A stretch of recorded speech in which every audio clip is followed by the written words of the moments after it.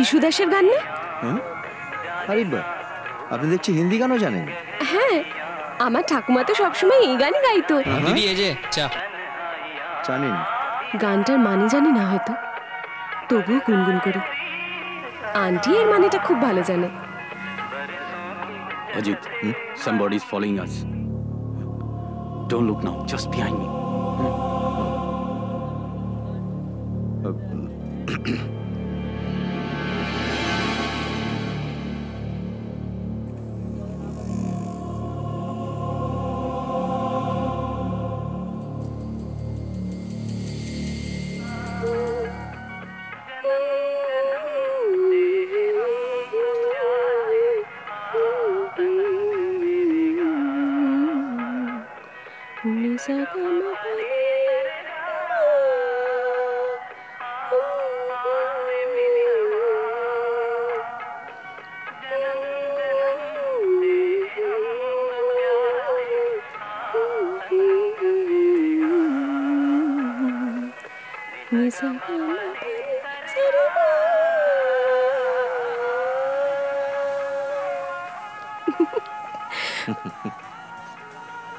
খুব ভালো লাগতো ঠাকুমা যখন গানটা গাইতো।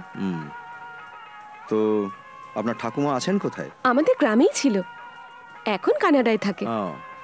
কত হয়েছে? 10 টাকা বাবু। ও, হরি এখানে কোথায় কাজ করে জানেন?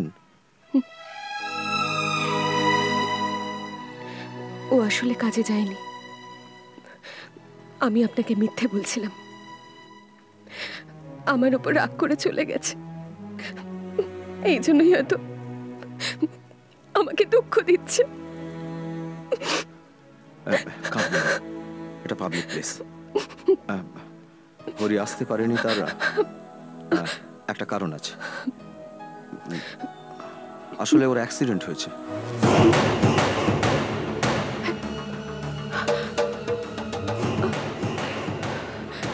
জেনারেল হসপিটালে আছে।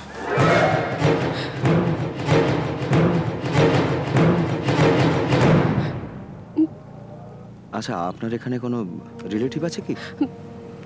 না কোনো রিলেটিভ, না কোনো বন্ধু আছে। হরি বলেছিল ওর আত্মীয়রা এখানেই থাকেন। ওর কি হয়েছে স্যার? কোনো গাড়ির সাথে কি ওর ধাক্কা লেগেছে? বলুন না স্যার, ওর কি হয়েছে? আমাকে ওর কাছে তাড়াতাড়ি নিয়ে চলুন। একটু ফাঁকা রাস্তা দিয়ে চলো তো। সব রাস্তা এসেই সাহেব। আর হাসপাতালে গিয়ে সামনাসামনি তো তোমায়। অজিত, হ্যাঁ অজিত, হ্যাঁ, ওই ছেলেটা আমাদের ফলো করছে। দ্যাট সেম গাই ফলোইং আস। কি হয়েছে? কেউ উনি কি ফলো বললেন? করছে? এই তো অনেকক্ষণ ধরে ফলো করছে স্যার। হ্যাঁ,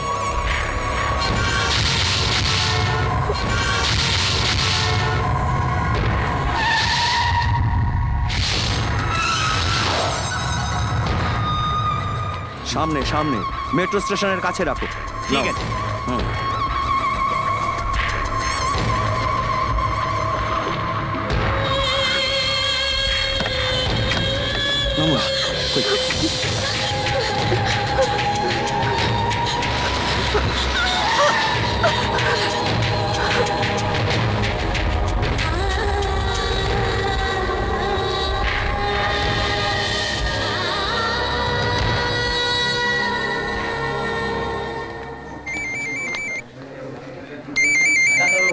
হ্যালো হ্যালো আঙ্কেল, কোথায় তুমি? আমরা হাসপাতালে পৌঁছে গেছি।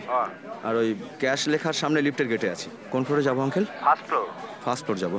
আচ্ছা আচ্ছা, আমরা এক্ষুনি আসছি। সামনে লেবার রুম, গিয়ে বসুন। তুমি ওই মেয়েটাকে সবকিছু খুলে বলেছো তো? আঙ্কেল, আমি বলতে পারিনি। অসুবিধাটা কোথায়? আসলে উনি আমার পাশেই আছেন। আচ্ছা, তাই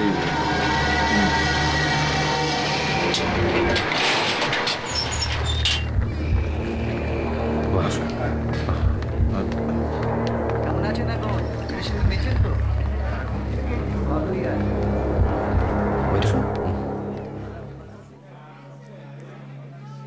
ইনি মহিলা সমিতির সেক্রেটারির স্ত্রী লীলা। তোমার নাম কি মা? কৃষ্ণপ্রিয়া। কোথায় থাকো তুমি? পট্টমে কীর্তা। ও কোথায় আছে? তুমি মর্গে যাও, বডি আইডেন্টিফাই হবে। ঠিক আছে।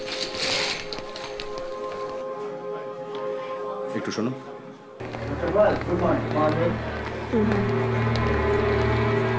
এক্ষুনি আসছে।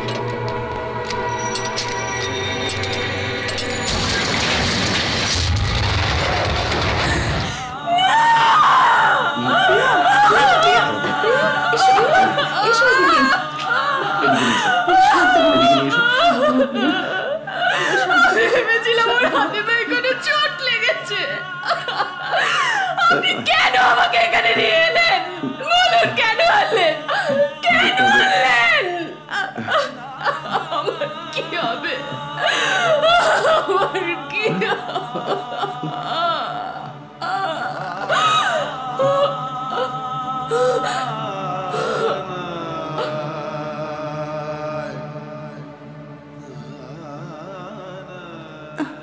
আস্তে, ওকে কি কোনো ওষুধ দেবো?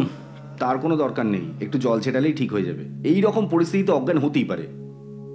কোন এলাকায় থাকে বলো তো? সল্টলেকের কাছে আছে। ওখানে থাকার জন্য কোনো ঘর তো নেই, একটা ছোট লজে উঠেছে। 2-1 দিনের জন্য হয়তো ঠিকই আছে। আচ্ছা, ওখানে এমন কি কেউ আছে যার কাছ থেকে ওর খবর নেওয়া যায়? যতদূর আমার মনে হয় এই মহিলার সেই রকম কোনো আত্মীয় স্বজন এখানে কোথাও নেই। আর ধরুন যদি সেরকম কেউ থাকতো এখানে, টিভি নিউজ দেখেও খোঁজ করলো না। ওঠো কৃষ্ণা।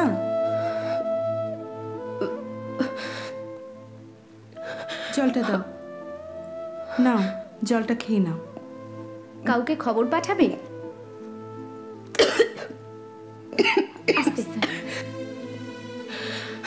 আমার তো খবর পাঠানোর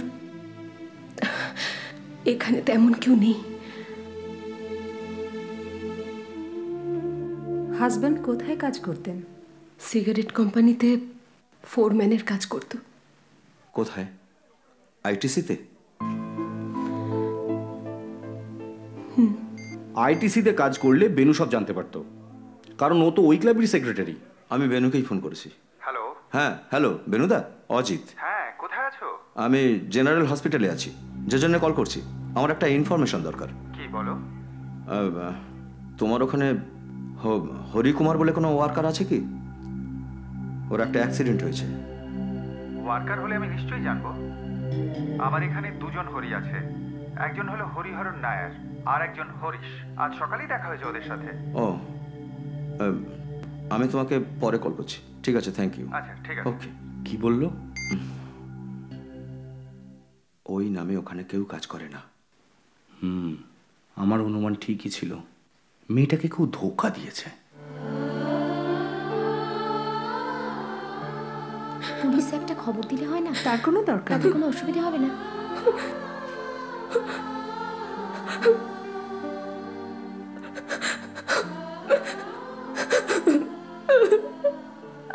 বডি পেতে গেলে আগে পোস্টমর্টম করতে হবে। আচ্ছা, তারপর যে বডি নেবে তাকে একটা প্রুফ নিয়ে আসতে হবে। ম্যারেজ সার্টিফিকেট হলে চলবে? চলবে, কিন্তু যদি নক্সালাইট টেররিস্ট হয় তবে? বুঝেছি। দাঁড়ান, মেয়েটাকে জিজ্ঞেস করছি। বডি নিতে গেলে কোনো একটা সার্টিফিকেট দরকার। মার্ডার কেস যখন, পোস্টমর্টম না করে বডি ছাড়বে। প্রমাণ না পেলে পোস্টমর্টম হবেই না। ঠিকই বলেছো, একটা প্রমাণ না পেলে কিছু করা যাচ্ছে না তো। আমার কাছে ওসব কিছু নেই, শুধুমাত্র এই মঙ্গলসূত্রটাই। শোনো, একটা কথা বলি। বডি নিতে গেলে ম্যারেজ সার্টিফিকেট দেখাতেই হবে, রিলেশনটার প্রুফ দেখাতে হবে। তোমার কাছে কিছু আছে কি? উনি কি বলছেন? তোমাদের যে বিয়ে হয়েছে তার কোনো প্রমাণ আছে কি? মানে ম্যারেজ সার্টিফিকেট বা অন্য কিছু? আমার কাছে আর কিছুই নেই। আমরা বিয়ের পরের দিন এখানে চলে এসেছিলাম। ও বলেছিল পরে এসে সব নিয়ে যাবে।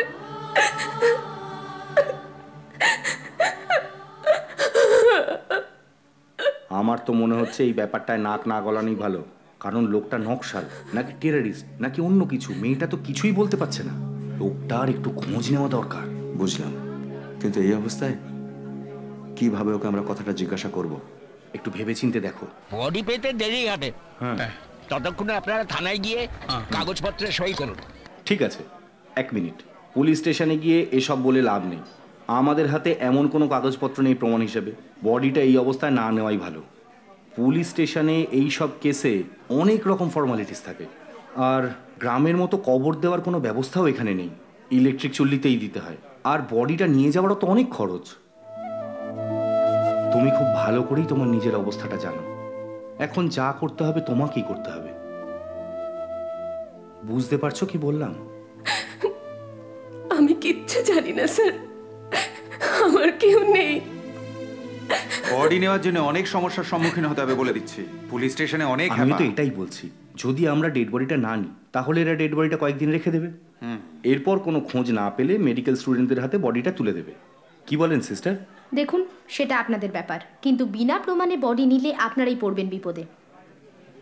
আমার মনে হয় ওনারা ঠিকই বলছেন। আচ্ছা, আমি এখন যাচ্ছি, প্রয়োজনে আমাকে ডাকবেন। আচ্ছা, তোমরাও যাও। আমি যাই পুলিশের সঙ্গে একটুখানি কথাবার্তা বলে আসি। ততক্ষণ এই মেয়েটাকে আমাদের বাড়িতেই নিয়ে যাও, একা ছেড়ো না কিন্তু। চলো অজিত।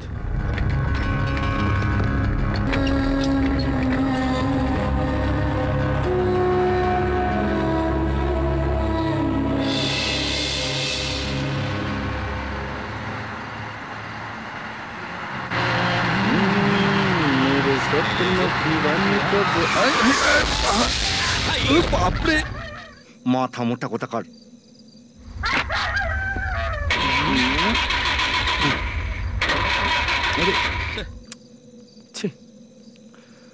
আরে, গাড়িতে ধাক্কা মারার মতো একটা মাছিও তো নেই।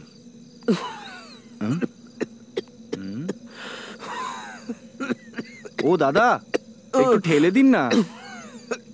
ও থ্যাংক গড।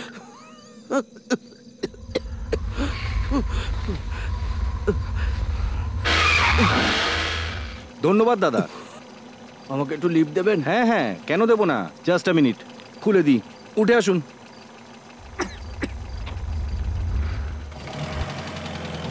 কোথায় যাবেন? বেহালার দিকে? আমিও ওদিকেই যাচ্ছি। বেশি রাত হয়ে গেলে খুব একটা এই রাস্তা দিয়ে যাই না। যখনই আসি তখনই কোনো না কোনো সমস্যা হয়। তা যাবেন কোথায়? আপনার বাড়িতেই যাও। আমার বাড়িতে? সে কি? আপনার বাড়িতেই যে আমার সবকিছু রয়েছে। হ্যাঁ,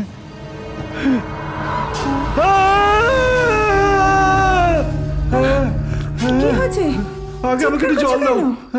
বাজে স্বপ্ন দেখলাম একটা। না, আরে স্বপ্ন দেখলাম যে ওই মেয়েটার স্বামীর বডি কে জানে কেন আমাদের গাড়ির মধ্যে রয়েছে। বেকার বেকার চিৎকার করছে, একটু ঘুমোতেও দেবে না। কি আওয়াজ হলো? মেয়েটা তোমার চিৎকার শুনে জেগে যত গেছে। জ্বালা, একটু শান্তি করে ঘুমোতেও পারি না। যত সব এই রাত বিরেতে। তোমার আবার কি হলো? দাঁড়াও, আসছি।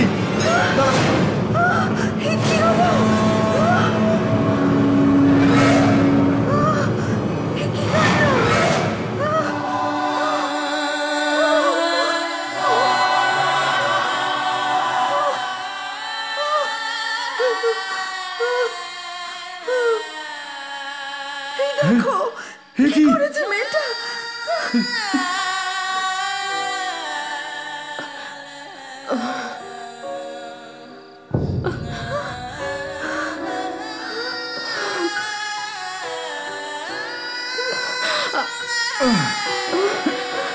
কি হয়েছে? পাশের বাড়ির আঙ্কেলকে গাড়ি বার করতে বলো, হসপিটাল যাবো। হ্যাঁ,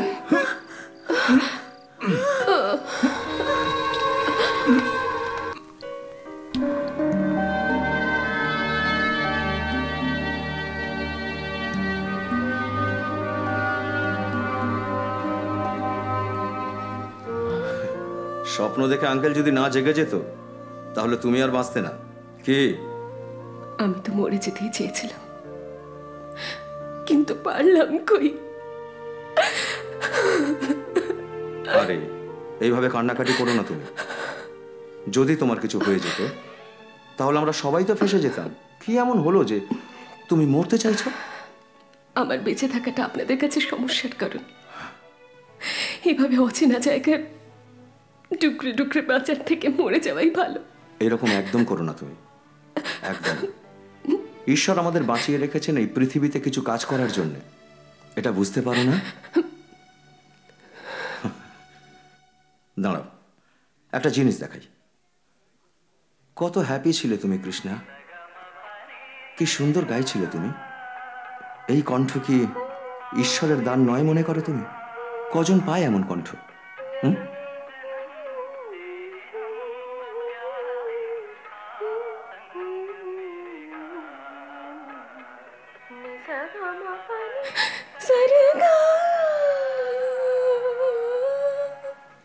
গপদানি ধা গপদানি ধা গপদানি ধানি ধা পা গপ গরে সা। যে কোনো একটা কাজ মন দিয়ে কর মা, এভাবে কি গানে রেয়াজ হয়? গান একটা সাধনার জিনিস। শুধু শুধু আমার উপর রাগ দেখবেন না ঠাকুমা। সকালবেলা এক কাপ চা খেয়ে এইভাবেই রেওয়াজটা করছি। কাজগুলো তো সামলাতে হবে নাকি? দাদুর ছবিটা দেখো, কি স্মার্টলি হাসছে। যতই তুমি পরিষ্কার করো, হাসি কি আর কম হবে? আরে আজ দেখছি তুই বেশি কথা বলছিস।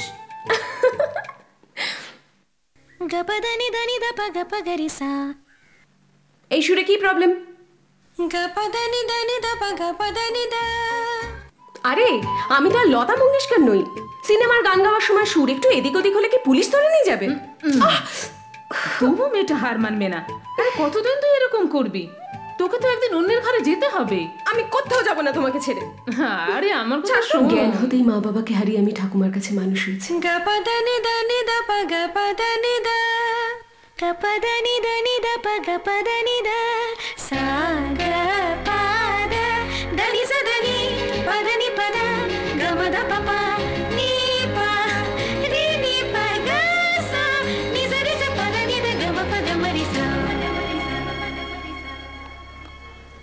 সানি আমার বড়টা আমাকে সবসময় বকা দিয়ে বলতো, তোর জন্যই মা আমাদের সঙ্গে থাকে না। আমায় বিয়ে দিয়ে তারা কানাডায় চলে যেতে চেয়েছিল, চলেও গেল। 7 বার ফেল করা মেয়েকে আজকের সমাজে কোন ছেলে মেনে নেবে? এবার বুঝতে পারছেন সম্বন্ধগুলো এসে এসে কেন ফিরে যায়? সম্বন্ধ ঠিক হোক বা না হোক, পরের সপ্তাহে ফ্লাইটের টিকিট বুক করছি। হ্যাঁ, এটা লজ্জার ব্যাপার হবে যদি বাড়ি বিক্রি করার পরে বাড়ি খালি না করি। ওর একটা কোনো ব্যবস্থা না করে আমরা কিভাবে যাব? কতদিন ধরে আপনাকে বলছি, শুনছেনই না যে বড় ঘরের কোনো ছেলে ওকে বিয়ে করবে না। ও যদি বিয়ে না করে তাহলে কোনো কনভেন্টের হোস্টেলে রেখে দিন, আমরা মাঝে মাঝে গিয়ে না হয় হোস্টেল ফিস ভরে দেবো, আর ওর নামে কিছু টাকা পয়সা না হয় ব্যাংকে রেখে দেবো। টাকা পয়সা দিলেই শেষ হয়ে যায় কি আমাদের দায়িত্ব? তাহলে আর কি, আপনিও থাকুন এখানে প্রিয়ার সাথে। ফ্লাইটের টিকিটটা আমাদের কেটে ফেলা উচিত এই সমস্ত ভাবনা চিন্তা না করে। আপনার শরীরের যে অবস্থা। সানি দাদা তো ঠিকই বলছে, তোমার শরীর ঠিক থাকে না, আর এরকম তো হতেই পারে যে আমি বিয়ে করে অন্য কোথাও চলে গেলাম। কি আমি ঠিক বলছি না? সানি দাদা, বরং তোমরা সবাই চলে যাও, আমাকে অনাথ আশ্রমে দিয়ে যাও।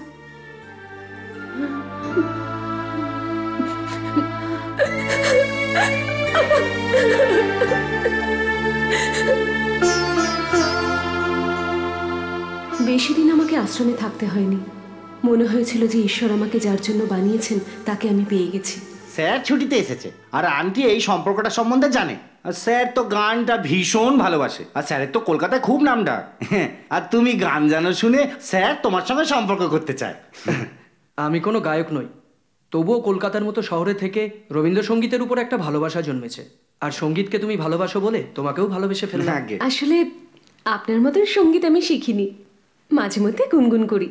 আরে তাতে কি হয়েছে, তুমি সঙ্গীত শেখোনি তো? আর সঙ্গীতের থেকে তুমি তো বেশি সুন্দরী। আর কবিগুরু গীতাঞ্জলিতে লিখেছেন, যে গান গাইতে আসা আমার হয়নি সে গান গাওয়া, কেবলই সুর সদা আমার, কেবলই গাইতে চাওয়া। বাংলায় কিন্তু এই গানটাই আব্দুল গাফফার গেয়েছিলেন।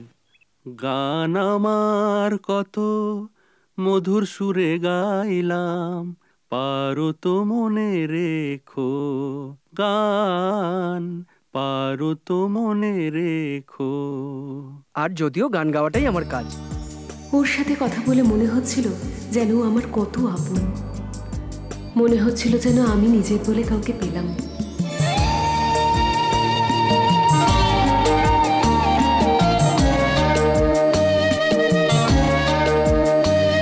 আমি সেজেছি অলংকারে, প্রেমেরই উপহারে, ফুলের মালাতে আজ বিবাহের বন্ধনে, ভালোবাসা দিয়ে বেঁধে নিয়েছি যে মনে মনে, দুটি প্রাণী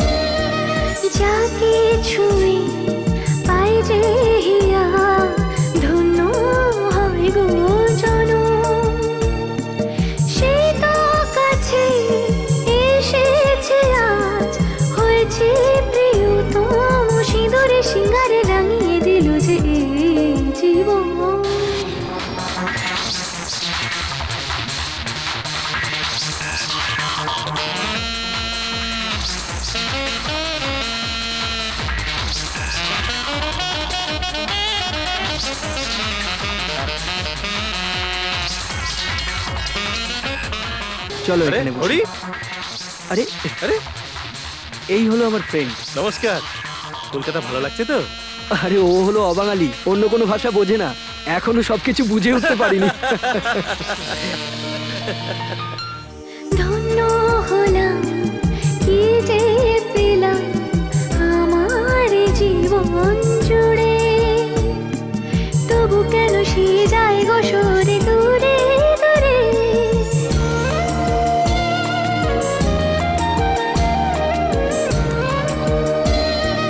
ভালোবাসার সুখের বাসা গড়ব দুজনে, পূর্ণ হবে হৃদয় আমার, আজি নতুন জীবন হলো যে শিথির সিঁদুরে রঙিন আমার।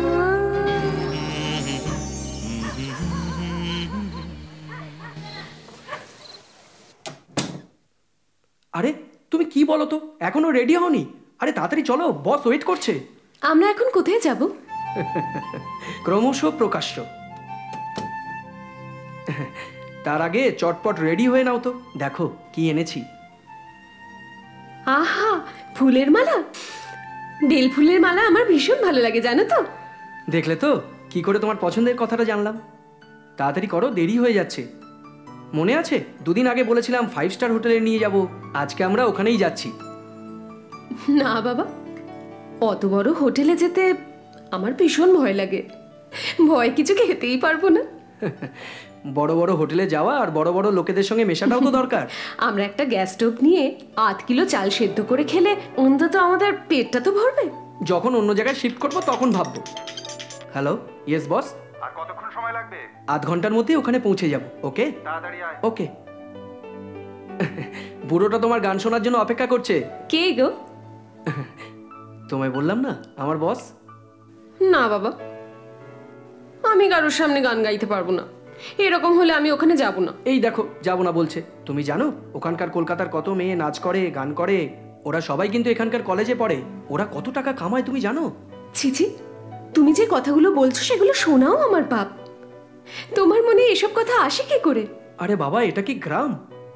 সব সময় প্র্যাকটিক্যাল হওয়ার চেষ্টা করো। পয়সাওয়ালা লোকেরা যা বলবে তাই আমাদের শুনতে হবে। আর আমাদের তো একটা বড় বাড়ি কিনতে হবে, তাই না? আমার বড় বাড়ি চাই না, আমার একটা ছোট্ট বাড়ি হলেই আমি খুশি। এগুলো সবই তোমার চাওয়া পাওয়ার মধ্যে পড়ে, কারণ তোমার রূপ আছে, যৌবন আছে। বস খুশি হলেই আমাদের জীবনযাত্রাটাই পাল্টে যাবে। শুধু যা বলছি করে যাও। এটা কি বলছো তুমি? এই জন্য তুমি আমাকে বিয়ে করেছো? কৃষ্ণা, আমি বসের কাছে কিছু টাকা ধার করেছি, আর তুমি সেটা মেটাতে পারো। প্লিজ তুমি আমাকে সাহায্য করো। মিথ্যে, সব মিথ্যে। তুমি মিথ্যে বলছো আমায়। কদিন আগে ধার করেছো বলে আমার গলার চেন, হাতের চুড়ি তুমি সব নিয়ে গেলে। এবার দেখছি তুমি আমাকেও বেচে দেবে। কৃষ্ণা, তুমি জানো বস তোমার জন্য একটা ডায়মন্ড নেকলেস কিনে রেখেছেন। তোমার লজ্জা করে না নিজের স্ত্রীর সাথে এইভাবে কথা বলতে? এই জন্য তুমি আমাকে সেজে গুজে যেতে বলছিলে। কৃষ্ণা, আমি বলছি তুমি রেডি হও, তা না হলে কিন্তু আমি যাব না। আমাকে মেরে ফেললেও আমি যাব না। তুই যাবি না? এতদিন আমি তোকে না ছুঁয়ে কি এমনি এমনি রয়েছি? ভালো চাস তো আমার কথা শোন, না হলে তোর ইজ্জত ভরা মুখটা অ্যাসিড দিয়ে পুড়িয়ে দেবো আমি।